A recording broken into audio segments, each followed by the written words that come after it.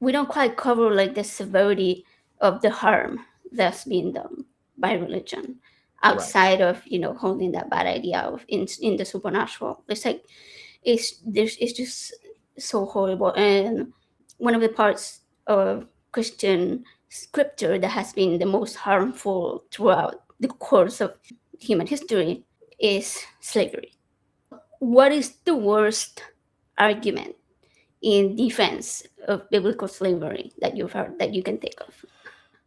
The worst thing that I guess that I wouldn't even really say it's an argument because it's not even really like syllogistically based, but the worst response I've heard in response to the critique of slavery being the God of Christianity basically advocating for slavery or passing down rules for slavery is that the worst I can think of is the one that I constantly get, and that's that it's not for humans to understand why God does what it does.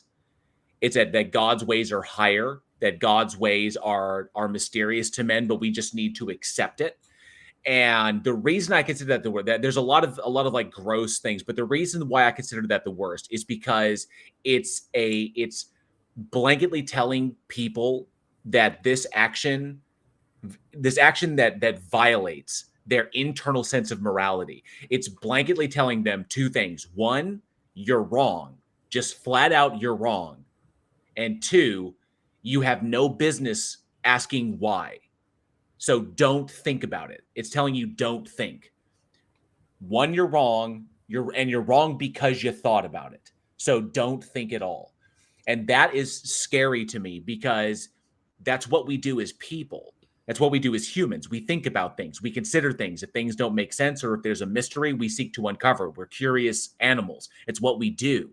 It's how we've gotten the advancements that we have. And when something clicks with us, that kind of like triggers that curiosity to try and understand the reasoning behind a thing, and then automatically the authorities tell you, don't do that. That's wrong what you are doing. They're tacitly telling you, don't be human. Don't be a thinker. Don't think for yourself. Don't go outside. Don't color outside the lines. Don't try to figure this out. You have no business doing that. You have no authority to do that. It's diminishing, it's devaluing, it's demeaning, and ultimately it's controlling. It's giving one's mind over to this authority as though they have some demand over it or whatever. And I've never liked that. It never sat right with me as a believer back when I was young and I didn't know how to articulate it. And it certainly doesn't sit right with me now because it creates legions, generations of Yeah. children who do not know how to think for themselves because their parents were told not to. And that is scary to me. So obviously, like we said, slavery and authority has so much to do with that. I mean, they even had a whole Bible for slaves. Yep. So I don't ever understand how people reason. How can they reason these things that they hear from the Bible? Especially obviously, especially the one about owning other human beings.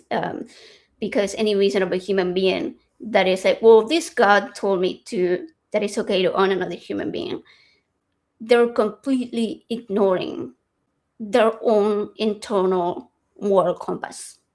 You have to know that that's wrong. But just because that God told you it's not wrong, then you have to accept it. Right.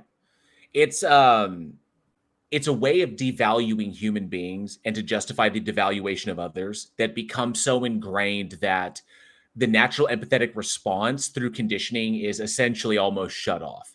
And even then, it's not always successful. I mean, if it were entirely successful, we wouldn't have eventually repealed or repeal. I understand the 13th Amendment limitation, but the repealing of slavery here in America, the abolishing of slavery here in America, the abolishing of slavery in other areas still exists today. But chattel slavery and stuff like this, we see that empathy wins out. It eventually, slowly but surely, does. You just have to be able to ask the right questions about the nature of things or why things are the way they are. Are you able to divest it? Is this literally what a God said, or is this just what people said in order to maintain their power? if you reason from it from, and I think from a more objective standpoint, the understanding is that there were people who have power and people who want to maintain that power so that they can continue to survive. And that in order to maintain their livelihoods or maintain their families or secure whatever, whether it's money or power or influence, and that these things all go into one's continued survival, their legacy, what they leave behind, so on and so forth. And so these individuals will glom onto anything they can to try and maintain that, even if it's saying, God said that I can do this, that I can own other human beings as property, that I can do these things. And so I think there's a number of ways to reason about it. I think any reason under the sun, it has been done. I think there are legitimately people out there that believe it. You just need to be able to drill down to why they think the way they did or their reasoning. And it's got to be done on an individual basis, That idea of not liking diversity, of not liking other people, and leading you to thinking that it's okay to only own that type of people, because Right. That they didn't have tribalistic. white Yeah. slaves, right? They didn't have, yeah, they only had black slaves. And what you mentioned earlier about what we call othering, making people feel like others, right? They're different because they don't have our same belief, and so they're other people. They're not our people.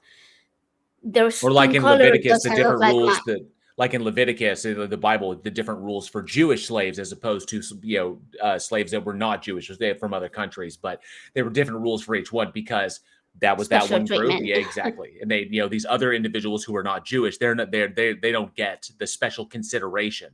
But even then, the special consideration that was afforded Jews, it was easy to get around that because there were loopholes built into that to maintain those slaves for forever. So either way, it still gets twisted when you recognize something as simple as that. Different slaves for these people over here, or sorry, different rules for these slaves over here, but we got the same rule, different. Then we have these special rules over here, but we're going to work in loopholes to make it so that they're not that there's no difference. And you look at stuff like that. I don't know. For me, it was kind of like that makes no sense. Why if they're the chosen people, why would God do that? This is one of the many things that kind of stuck out at me as a child. Kind of like, that's weird. Why would it Yeah, do that? So having all this suffering through this, however long you live, 80 years the average, right? What is the point of all this suffering? And it's like, well, original sin, of course, right? Like, no, I don't care. I have a child, and if my child eats the wrong fucking fruit, I'm not gonna punish their grandchildren and then my great grandchildren, and like, no, you're gonna be cool. You're gonna forgive them. right. You're gonna love them, and unconditional love, and love me or else you go to hell. That's not unconditional. The issue predominantly being that the circumstances that allow for these things to be logical possibilities are created by the God itself. So once you examine them, essentially it's unlike you where you would be condemning the child for something that they did. It's like or condemning their offspring or like their entire line, like your grandkid, like you're all condemned for this, like this. It leaves out the fact that the entity or the God itself created the circumstances by which this thing was possible. If you like left out chocolate on the table and said to your child, don't eat this chocolate. This chocolate is for somebody else. Don't eat it. Okay. And then you left the room. And then you invited someone else in who you made, because you made the kid, you made the chocolate, you made everything. You made another person and you invited them in the back and said, now I want you to go into the room with the kid and convince them to eat the chocolate. That's your job. Convince them to do it. Then that person specifically goes in with that in mind, convinces the kid to eat the chocolate. Then that person leaves. Then you walk back in and say, why'd you eat the chocolate? You're in trouble. So That's people a tend to really leave that part out, I would say, is not recognizing the culpability for the thing that created the circumstances. we hold pastors and priests and other clergy to such high standards. I think it's Right. obviously because of that umbrella of hierarchy of, there's God, then there's the religious leaders, then there's the man of the family, then there's the wife, then there's the children at the bottom of the barrel. because nobody gives a shit about the children, right? So It's true. but it truly is, and that is another really important harm and horror of religion, because whereas we advocate a lot for women's rights because we have to fight for them really hard, Right. it's like children are even lower than that, and it's just fucking mind blowing how these systems prey on the weak, on the I don't want to say weakest, on the lowest of their perceived hierarchy, right? Like they start at the bottom, training them to become, whatever. Well, I guess whether Right. you're gonna be the wife, then you gotta be submissive. If you're gonna be the husband, then you gotta be the leader. I think that's why they're also so hell bent and so set on this idea of there's only two genders, Right. right? Because you can't have it any other way, because then it breaks down that level of power, of authority that they have, and then the men will no longer be in charge. Or You not have the see? power that they have. The kicker on this is that you recognize a lot of the rhetoric that's coming about shifts in paradigm and cultural or societal paradigms. These massive shifts, the big pushback we get from them are typically the generations that have been around the longest, and that it's the younger generations that really don't have a problem with it. And you just identified it right there. Younger minds are more susceptible to being indoctrinated, are more open to new ideas. Because they haven't been around as long, they're not as deeply conditioned as prior generations as to way they think that things ought to be. And so new concepts, especially ones that are backed by evidence, are more readily accepted by the younger generation. Older generations have difficulty with that, have a greater difficulty with this. I guarantee you, in 100 years, the generation, or in 100 years, the generation that's next, the youngest generation right now, is going to have their or the generation of that is going to be in the same situation where they see things that they accepted as being true are going to push back against a younger generation that is bringing up something new that's going to alter the paradigm. It happens all the time. We saw it in the 40s, the 50s, the 60s, the 70s.